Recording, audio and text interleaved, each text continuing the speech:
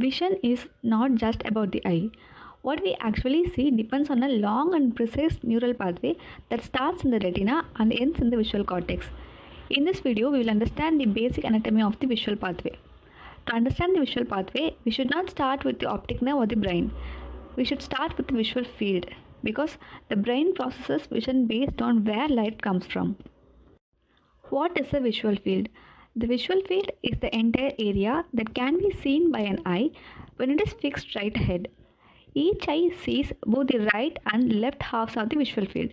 The space in front of us is divided into right visual field and left visual field. Objects on the right side of the space form the right visual field and objects on the left side form the left visual field. Image formation on the retina. Due to refraction by the cornea and the lens, the image formed on the retina is inverted vertically, that is upside down, and reversed horizontally, that is left to right.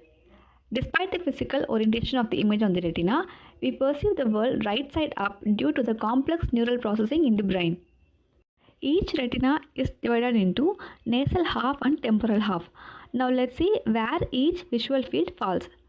Rays from the right visual field fall on the nasal retina of the right eye and temporal retina of the left eye, whereas rays from the left visual field fall on the nasal retina of the left eye and temporal retina of the right eye. This means right visual field is projected onto the left halves of both retina and left visual field is projected onto the right halves of both retinas. What is the visual pathway? The visual pathway is the anatomical route through which visual impulses travel from the retina to the visual cortex of the brain, where vision is finally perceived. Light is converted into nerve impulses in the retina. These impulses are then transmitted through a series of relay stations to reach the cerebral cortex. This is the visual pathway. It consists of the retina, the optic nerve, the optic chiasma, the optic tract, lateral geniculate nucleus, the optic radiation, and finally the visual cortex. Let's see each of them in detail. Retina. It is the beginning of the visual pathway. The visual impulses are generated in the retina. These impulses are carried by the axons of the retinal ganglion cells. Optic nerve. The axons of the ganglion cell from each eye comes together to form the optic nerve. Each optic nerve therefore carries information from nasal and temporal retina of the same eye.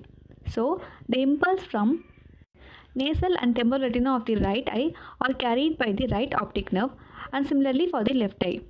Here, the nasal fibers of right retina are shown in blue and temporal fibers of the right retina are shown in green. Note that the right optic nerve carries both blue and green, which is the nasal and temporal fibers of the right retina. Optic chiasma. This is the most important step. At the optic chiasma, partial crossing of the fibers occurs.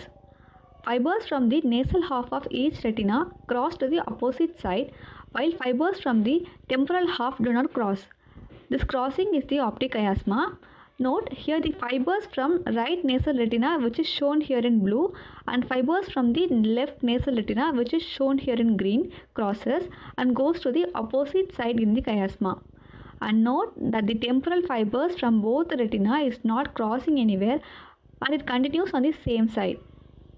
But why crossing is necessary?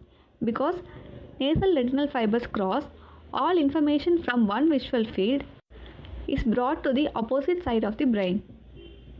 Optic tract. After the optic chiasma, the fibers continue as optic tracts. Each optic tract carries information from the opposite visual field. See, the right optic tract is green in color here.